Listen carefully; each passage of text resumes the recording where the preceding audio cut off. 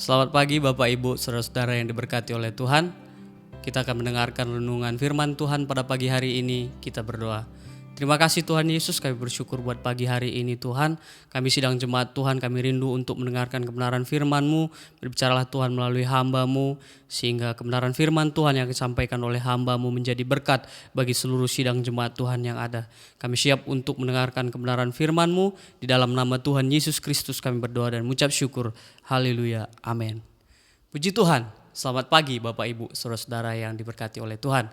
Pada pagi hari ini saya akan membawakan judul renungan firman Tuhan dengan tema bergantung kepada Tuhan.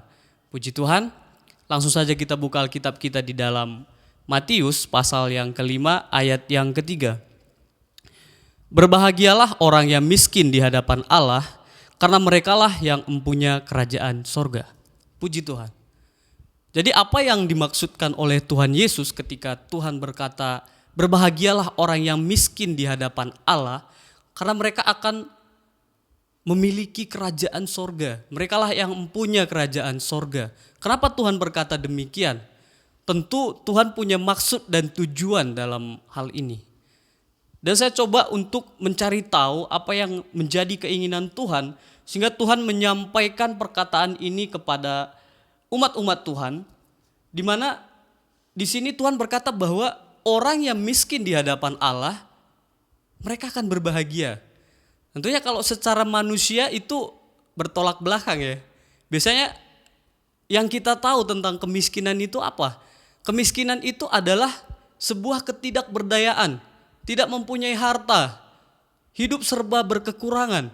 Tetapi di sini Tuhan berkata apa? Orang yang hidup miskin di hadapan Allah, mereka akan berbahagia dan juga mereka akan menjadi pemilik kerajaan sorga. Ini yang luar biasa. Jadi apakah yang Tuhan inginkan kepada kita sebagai umat-umat Tuhan, sehingga Tuhan berkata bahwa kita harus hidup miskin di hadapan Allah. Hidup miskin yang dimaksud dalam hal ini bukan berarti kita tidak punya harta. Ini adalah pengertian yang sangat keliru. Kenapa saya berkata ini adalah pengertian yang keliru? Kalau kita lihat di dalam kitab Markus pasal 6,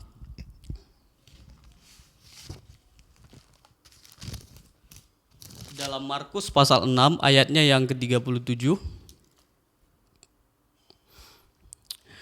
Tetapi jawabnya, kamu harus memberi mereka makan. Kata mereka kepadanya, jadi haruskah kami membeli roti seharga 200 dinar untuk memberi mereka makan? Jadi di sini ada sebuah kisah di mana ada banyak orang yang ingin mendengarkan kebenaran firman Tuhan, dan itu jumlahnya tidak sedikit. Firman Tuhan mencatat bahwa itu lebih dari 5.000 orang. Apa yang Tuhan mau lakukan kepada murid-murid Tuhan adalah murid-murid Tuhan itu harus memberi mereka makan. Artinya apa? Sebagai anak-anak Tuhan kita punya beban hidup. Kita tidak hanya belajar akan kebenaran firman Tuhan, tetapi kita juga harus berjuang di mana kita harus mencapai sebuah kesuksesan, sehingga kesuksesan yang kita miliki itu kita bisa pakai untuk memuliakan nama Tuhan. Kita bisa membantu pekerjaan Tuhan. Kita bisa menolong orang-orang yang hidup dalam kesusahan.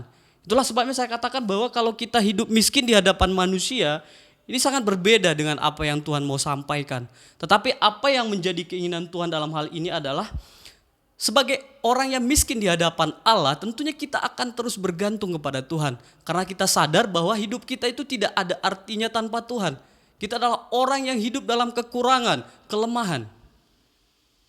Jadi dalam hal ini Tuhan Yesus ingin supaya kita itu menyadari bahwa kita tidak bisa hidup tanpa Tuhan.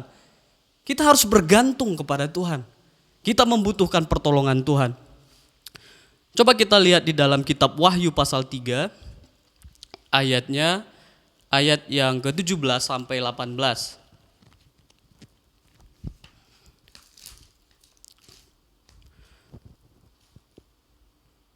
Karena engkau berkata, aku kaya, dan aku telah memperkayakan diriku, dan aku tidak kekurangan apa-apa.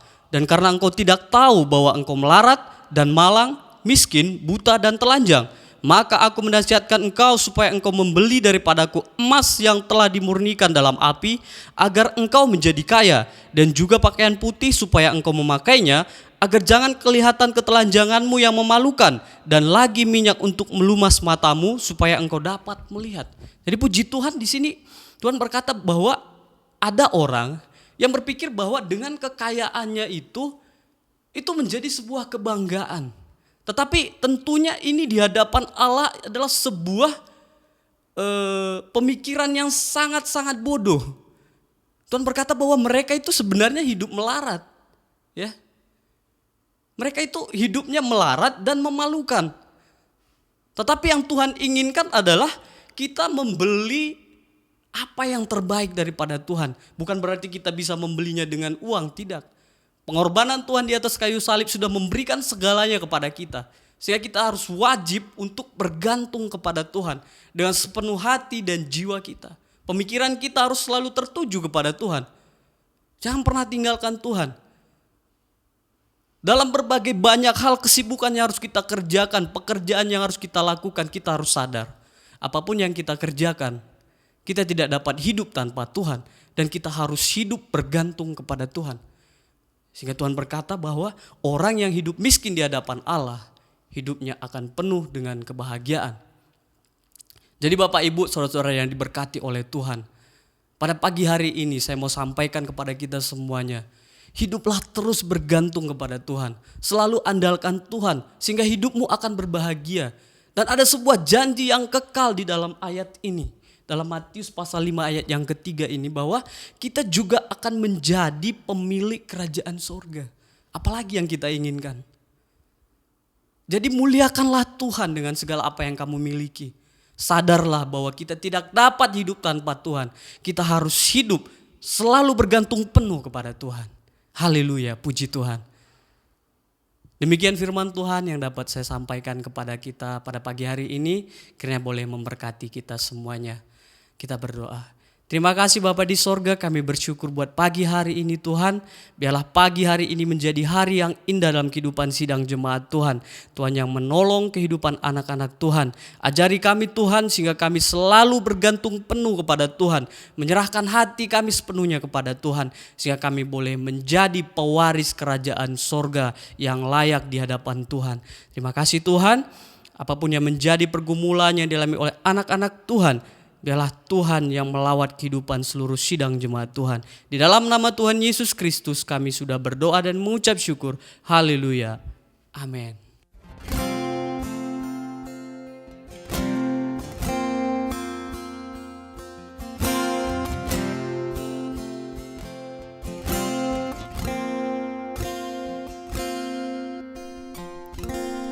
Ujilah aku Tuhan, cobalah aku Tuhan, selidiki batinku dan hatiku,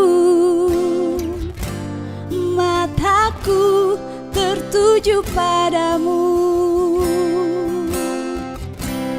Aku cinta padamu Tuhan, aku rindu hadirat-Mu Tuhan, aku ingin selalu dekat padamu, menikmati kehadiran-Mu. Ku nyanyi Hosana bagi Rajaku yang duduk di tahta. Aku muliakan dan ku agungkan, Kau layak disembah.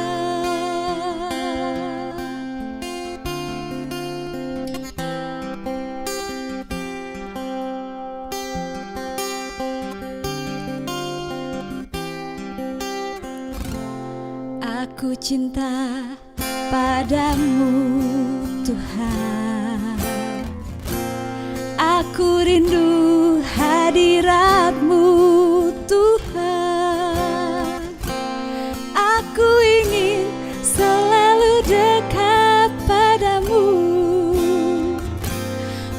menikmati kehadiran-Mu.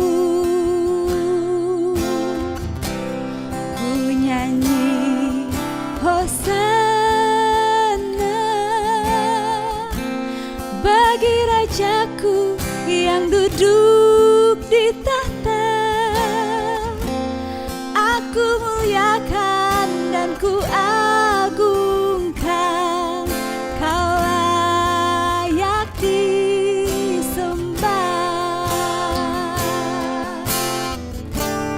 Ku nyanyi Hosana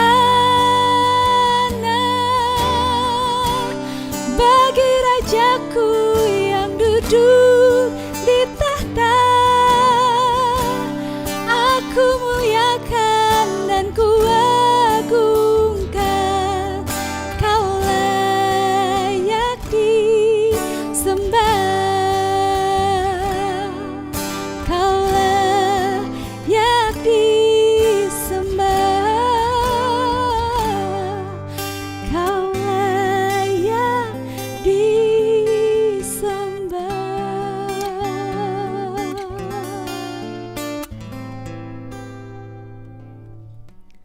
Tuhan Yesus memberkati. Selamat beraktivitas.